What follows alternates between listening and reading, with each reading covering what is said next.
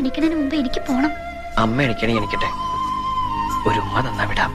അച്ഛന്റെ കയ്യിലടിച്ച് സത്യം ചെയ്തത് ഓർമ്മയില്ലേ? ഞാൻ ചെയ്തത് കള്ളസത്യം. സത്യം ചെയ്യുമ്പോഴേ ഞാൻ ഇങ്ങനെ പിടിച്ചിരുന്നു. ഇങ്ങനെ പിടിച്ച സത്യം പാലിക്കേണ്ടെന്നാ. This is strong promise. കഷ്ടം കേട്ടോ.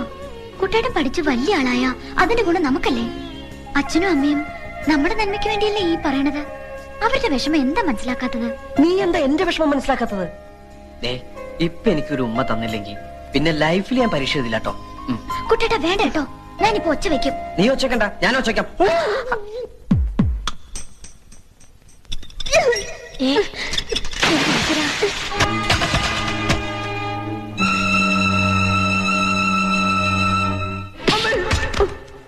ഏതൊക്കെ വഴിയില എന്നെ തോപ്പിക്കാൻ പറ്റുക നോക്കി നടക്കുക അല്ലടാ. എന്താ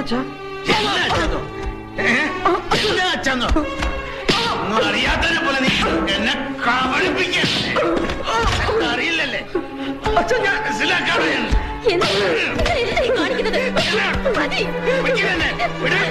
ഒന്ന് കുളത്തി തകഞ്ഞൻ ഇങ്ങനെ കുറെ നേരമല്ലേ തല്ലണം. കാര്യം എന്താ വെച്ചാ പറ. കാര്യം എന്താണെന്ന് അറിയില്ലല്ലേ? നീ അറിയാതാണോ അവള് ഗർഭിണിയായത്? ചില്ലിക്കാശിന് വകയില്ലാതെ ഇപ്പോഴും തന്തയുടെ ചെലവിൽ കഴിയുന്ന തന്തയാൻ പോകുന്നു. അങ്ങനെയാണെങ്കിൽ തന്നെ അവൾ എന്റെ ഭാര്യയല്ലേ, അയൽവക്കത്തെ പെണ്ണൊന്നല്ലോ. തോന്യാസം കാണിച്ചിട്ട് നിന്ന് ചിലക്കുന്നോ? സ്കൂളിൽ പഠിക്കുന്നോ പെണ്ണ് കെട്ടിക്കൊണ്ട് വന്ന് ഞാൻ ക്ഷമിച്ചു. മനസ്സ് നീറുകായിരുന്നു, എന്നിട്ട് സഹിച്ചു. ഇത് ഞാൻ സമ്മതിക്കില്ല. ഈ കുഞ്ഞ് ജനിക്കാൻ പാടില്ല. അവളോട് വേഗം റെഡിയാൻ പറ, ആശുപത്രി പോണം. അത് തീരുമാനിക്കേണ്ടത് എന്റെ അച്ഛനല്ല. ഇവളുടെ വയറ്റിൽ കിടക്കുന്ന കുഞ്ഞിന്റെ അച്ഛൻ ഞാനാ. ഞാൻ തീരുമാനിക്കും. കുറെ ഞാൻ ക്ഷമിക്കണം, ഇത് പറ്റില്ല. എന്റെ കുഞ്ഞിനെ കൊല്ലണോ വളർത്തണോ എന്ന് തീരുമാനിക്കേണ്ടത് ഞാനാ, നിങ്ങളല്ല. എന്റെ കൺമുമ്പിൽ കണ്ടുപോലും എന്റെ വീടാ. എന്റെ ചെറുപ്പടിക്ക് നിൽക്കുന്നവർ മാത്രം മതി ഇവിടെ. നോക്കി നിൽക്കാൻ ഇറങ്ങി പോടാൻ നായ. നിങ്ങളുടെ ചൊൽപ്പടിക്ക് നിൽക്കുന്ന ഒരു നായ നിങ്ങൾക്ക് ആവശ്യം, അല്ലാണ്ട് മകനല്ല. അങ്ങനെ ഒരു നായായിട്ട് ഇവിടെ കിടക്കാൻ ഇനി എന്നെ കിട്ടില്ല. വേണ്ട, ഇറങ്ങി പോടാ. ഇങ്ങനൊരു മകൻ എനിക്ക് ജനിച്ചിട്ടില്ല, ഞാൻ വിചാരിച്ചോളാം. ഇറങ്ങി വാടി നിന്ന് മോങ്ങാതെ. ഞാൻ വഴിയുള്ള ബന്ധം നീ ഇവരും തമ്മിലുള്ളൂ, അത് ഇന്നു പോലും ഇല്ല. ഞങ്ങളുടെ കുഞ്ഞിനെ വേണ്ടാത്ത ഈ വീട്ടിൽ ഞങ്ങളും വേണ്ട. വാടി. ഓട്ടടി, നശിക്കാനുള്ള ജന്മങ്ങൾ നശിച്ചാ തീരൂ.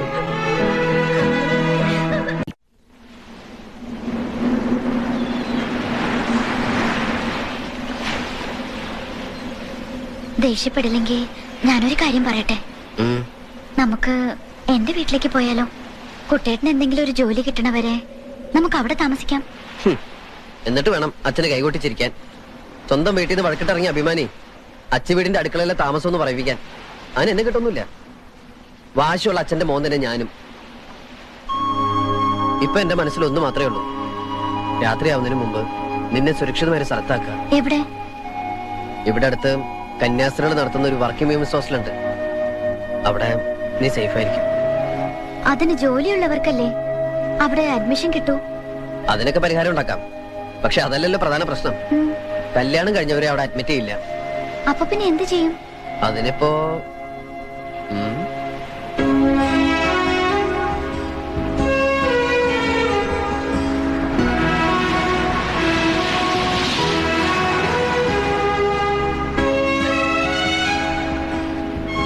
ഇന്നു മുതൽ ഹോസ്റ്റൽ ജീവിതം കഴിയുന്നവരെ ഭൂമിയിലെ മാലാഖമാരായ കന്യാസ്ത്രീകൾക്ക് മുമ്പിൽ ഈ മാലു എന്റെ സഹോദരിയും ഞാൻ നിന്റെ സഹോദരനുമാവുന്നു. വേറൊരു നിവൃത്തിയില്ലാത്തോണ്ടാ മോളെ. ഇനി ആ താലിമാല കൂടി ഉരുക്കോ. താലി ഞാൻ ആരും കാണാതെ നോക്കിക്കോളാം. അയ്യോ, അതുകൊണ്ടല്ല. ഹോസ്റ്റലിലെ ഡെപ്പോസിറ്റും റെന്റും മെസ്സും എല്ലാം കൂടി കയ്യിലുള്ളതുകൊണ്ടൊന്നും മതിയാവില്ല. 1-2 ആഴ്ചക്കുള്ളിൽ എന്തായാലും ഇത് വെക്കേണ്ടി വരും. എന്നാ പിന്നെ അതിപ്പോ തന്നെ ചെയ്യാം. ഊരിതാ.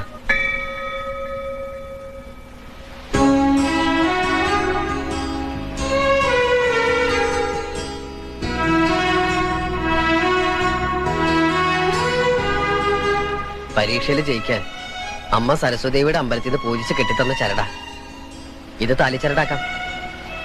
അന്ന് കല്യാണത്തിന് താലി കെട്ടിയതൊന്നും എനിക്ക് ഓർമ്മയില്ല. ഇന്ന് മനസമാധാനത്തോടെ ഈ ശുഭമുഹൂർത്തത്തിൽ കടലമ്മയെ സാക്ഷി നിർത്തി ഓമനക്കുട്ടൻ മാലുവിന്റെ കഴുത്തിൽ താലി കെട്ടുന്നു.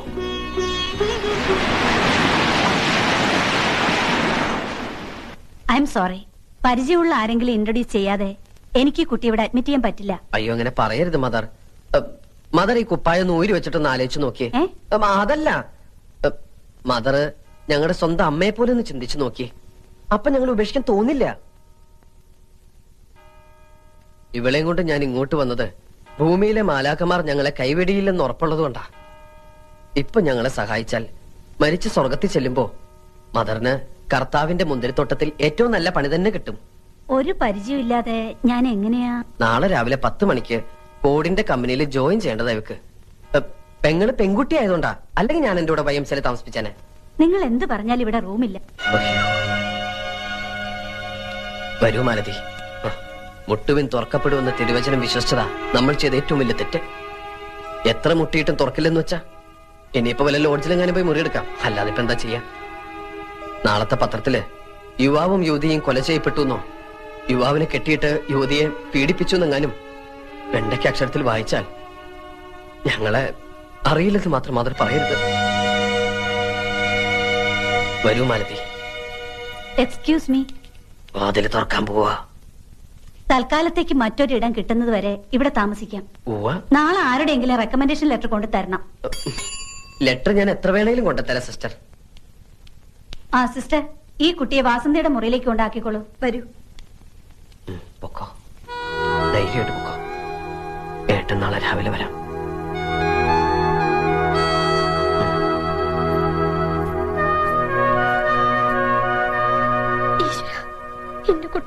എന്റെ കുട്ടി.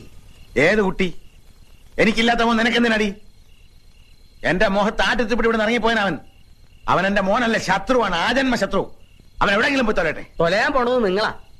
കുടുംബവും കുട്ടികളൊന്നും ഇല്ലെങ്കിലും അച്ഛനും മക്കളും പരസ്പരം എങ്ങനെയാ മനസ്സിലാക്കേണ്ടതെന്ന് ബഹുമാനിക്കേണ്ടതെന്ന് എനിക്കും അറിയാം. തന്റെ മക്കൾ തന്നോളമായാൽ താനെന്ന് വിളിക്കണമെന്ന പ്രമാണം. ഒരു നല്ല വാക്ക് ഇന്നുവരെ അവനോട് പറഞ്ഞിട്ടുണ്ടോ? പരിഹാസത്തോടെയല്ല താൻ ഇന്നുവരെ അവന്റെ മുഖത്ത് നോക്കിയിട്ടുണ്ടോ? അവനും തന്നെ പോലെ ഒരാണ. അവന്റെ മൂക്കിന് താഴെയുള്ളത് മീശ തന്നെയാ. അത് വളരെ നല്ല കാര്യല്ലേ. ആ മീശയും പിടിച്ചോണ്ട് ഉള്ള കാലം മുഴുവൻ ജീവിക്കാമല്ലോ. പെങ്കോന്തൻ. തനിക്കറിയില്ല കൈമളെ, അവനെ പറ്റി ഒരുപാട് സ്വപ്നങ്ങൾ കണ്ടവനാ ഞാൻ. കുറേയേറെ ആഗ്രഹങ്ങളും എനിക്കുണ്ടായിരുന്നു. എല്ലാ തന്തമാരും അങ്ങനെ തന്നെയാണോ? താൻ പൂങ്കിനാവ് കണ്ടെന്ന് ആഗ്രഹിച്ചു, അതൊക്കെ അവന്റെ തെറ്റാണോ? എന്റെ തെറ്റാ, എല്ലാം എന്റെ തെറ്റാ. ഇയാളൊരു കാര്യം പറയുമ്പോ ഇങ്ങനെ ഒറ്റ പറഞ്ഞിരിക്കാണ്ട് മാഷെങ്കിലും പോയി അന്വേഷിക്കണുണ്ടോ? പെറ്റ വയറിനെ അതിന്റെ ദണ്ണ അറിയൂ. മിണ്ടിപ്പോരുത്. എഴുതി തള്ളിതാ ഞാൻ അവനെ. ഓട്ടെ. എവിടെ പോകാനാ? ചെമ്മീൻ തുള്ളിയാ ചട്ടി വരെ. ആ പെണ്ണിന്റെ കയ്യിലും കഴുത്തിലും ഉള്ളത് വിറ്റോ പണയം വെച്ചോ നിന്ന് കഴിയുമ്പോ കോടിച്ചി പട്ടിയെ പോലെ കയറി വരും അവൻ. അതെനിക്ക് ഉറപ്പാ. ഇന്നല്ലെങ്കിൽ നാളെ ഞാനത് കാണും. അവന്റെ തന്തയാ പറയുന്നേ. ആ തന്തയുടെ മോൻ തന്നെ അവനും. ജീവിക്കാൻ നിവൃത്തിയില്ലാതെ വന്നാൽ ഒരു കൊടിച്ചിപ്പട്ടിയെ പോലെ തന്റെ മുന്നിൽ വരണേലും ഭേദം ഒരു മുഴം കയറില ജീവനം ഒടുക്കിയാ മതിയെന്ന് അവർക്ക് തോന്നിയാലോ?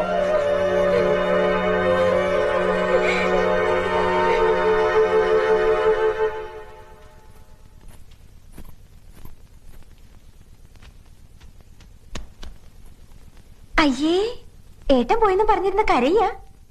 നാളെ ഫോർഡ് കമ്പനിയിൽ ജോയിൻ ചെയ്യേണ്ട ആളല്ലേ? നാണക്കേടാണ് കേട്ടോ. ദേ, ഈ പറയണ ഏട്ടനൊരു പെണ്ണ് കെട്ടട്ടെ, അപ്പൊ കാണാം ഈ പെങ്ങളെ തിരിഞ്ഞു നോക്കൂടില്ല.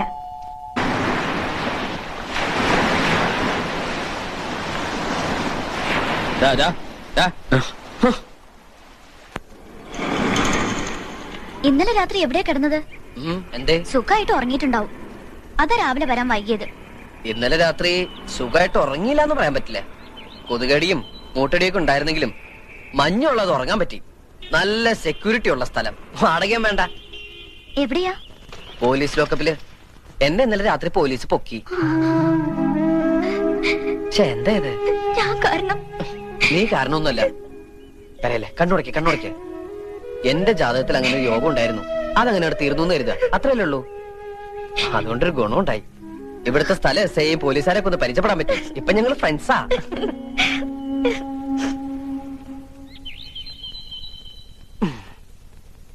അപ്പോഴേ എന്നും ഇങ്ങനെ രാവിലെ തൊട്ട് വൈകുന്നേരം വരെ എന്റെ കൂടെ കറങ്ങി നടന്നാൽ ശരിയാവില്ല. എനിക്ക് ഉടനെ എന്തെങ്കിലും ഒരു ജോലി കണ്ടുപിടിക്കണം. അതുകൊണ്ട് 1-2 ആഴ്ചക്ക് നീ ഹോസ്റ്റലിൽ നിന്ന് ഇറങ്ങണ്ട. ജോലിക്ക് പോണില്ലേന്ന് അവര് ചോദിച്ചാലോ? നമ്മൾ നമുക്ക് വേണ്ടി ഉണ്ടാക്കിയ ഫോർഡ് കമ്പനിയിൽ നമുക്ക് വേണ്ടി ഒരു MD കൂടി സൃഷ്ടിക്കുന്നു. എന്ന് വെച്ചാൽ MD ടൂറിലാണ്. 2 ആഴ്ച കഴിഞ്ഞാൽ തിരിച്ചു വരൂ. അതുകൊണ്ട് 2 ആഴ്ച കഴിഞ്ഞാൽ ജോയിൻ ചെയ്യാൻ പറ്റുള്ളൂ എന്ന് നീ അങ്ങോട്ട് പറഞ്ഞേക്കണം. മനസ്സിലായോ? ഇനി അഥവാ എന്തെങ്കിലും അവര് പറഞ്ഞാൽ തന്നെ ഒന്ന് കരഞ്ഞു കാണിച്ചേക്കണം. സെന്റിമെന്റ്സിൽ അവര് വീഴും. എന്നെ കല്യാണം കഴിച്ച അന്ന് തൊട്ട് കുട്ടേട്ടന് കഷ്ടകാലല്ലേ? അയ്യേ, എന്താ ഈ പറയണേ? മാലുവിനെ കല്യാണം കഴിച്ചതിന് ശേഷമാ എനിക്ക് മുതിർന്ന ഒരാളാണെന്നുള്ള ബോധം വന്നു തന്നെ.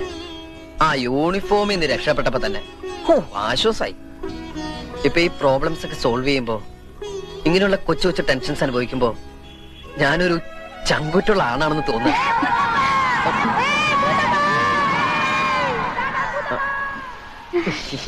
പഴയതൊന്നും മറക്കാൻ സമ്മതിക്കില്ല കുട്ടികള്. സ്കൂളിലെ കളിപ്പേരാ. ഏറ്റവും മൂത്ത ആള് ഞാനായിരുന്നോണ്ട് മൂത്താപ്പന്ന് വിളിക്കുക. കുട്ടികളുടെ ഒരു കാര്യം ഭയങ്കര. ഈ ക്വാളിഫിക്കേഷൻ വെച്ച് എന്ത് ജോലിയാണോ എനിക്ക് തരിക? എന്ത് ജോലിയായാലും മതി സാർ. ഇവിടെ ഇപ്പോ ഒരു ഓഫീസ് അറ്റൻഡർ വേക്കൻസി ഉണ്ട്. പക്ഷേ എനിക്ക് നേരിട്ട് അപ്പോയിന്റ്മെന്റ് നടത്താൻ പറ്റില്ല. ബോർഡ് മീറ്റിംഗ് വെച്ച് അപ്രൂവൽ വാങ്ങണം. മാത്രമല്ല ഉത്തരവാദിത്തമുള്ള ജോലിയാണ്. ജീവനക്കാരുടെ സാലറി ബാങ്കിൽ നിന്ന് കൊണ്ടുവരിക, അതാത് ദിവസത്തെ കളക്ഷൻ ബാങ്കിൽ കൊണ്ട് അടയ്ക്കുക. In short, you are going to handle a lot of money. കമ്പനിക്ക് കൂടെ വിശ്വാസമുള്ള ഒരാള് തന്റെ ഉത്തരവാദിത്തം ഏറ്റെടുത്ത് ഒരു ബോണ്ട് എക്സിക്യൂട്ട് ചെയ്യണം. അല്ല, സാറിനെ കമ്പനിക്ക് വിശ്വാസമില്ലേ? ഉണ്ട്. എന്നാ പിന്നെ സാറിന് ബോണ്ട് എക്സിക്യൂട്ട് ചെയ്തൂടെ? ആള് കൊള്ളാമല്ലോ. ഒരു പരിചയമില്ലാതെ ഞാനെങ്ങനെയാ തന്റെ ഉത്തരവാദിത്തം ഏറ്റെടുക്കുക? നമ്മൾ ഇത്രയും നേരം സംസാരിച്ചൊരു പരിചയമില്ലേ? അത് വെച്ചിട്ട്.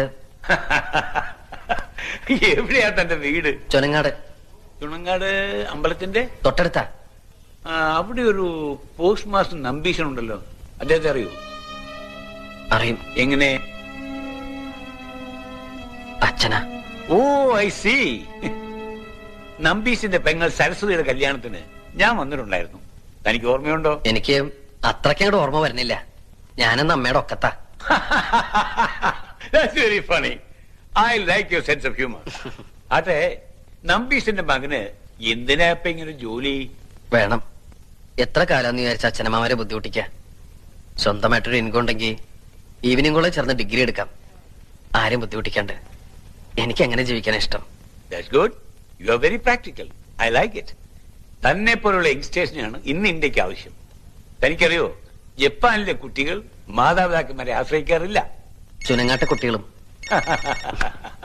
Hello, just A minute. Okay then, board മീറ്റിംഗിൽ തന്റെ കാര്യം ഞാൻ സ്ട്രോങ് ആയിട്ട് റെക്കമെൻഡ് ചെയ്യാം. 1-ാം തീയതി ജോയിൻ ചെയ്തക്കവണ്ണം റെഡി ആയിട്ട് വന്നോളൂ. Okay? Thank you sir. Okay mister Omanakuttan, അടുത്ത ബോർഡ് മീറ്റിംഗിൽ നിങ്ങളുടെ കാര്യം ഞാൻ വളരെ സ്ട്രോങ് ആയിട്ട് റെക്കമെൻഡ് ചെയ്യുന്നു. 1-ാം തീയതി ജോയിൻ ചെയ്യാൻ നിങ്ങൾ തയ്യാറായി വന്നോളൂ. ആ ബോർഡ് മീറ്റിംഗ് ഒന്ന് കഴിഞ്ഞോട്ടെ.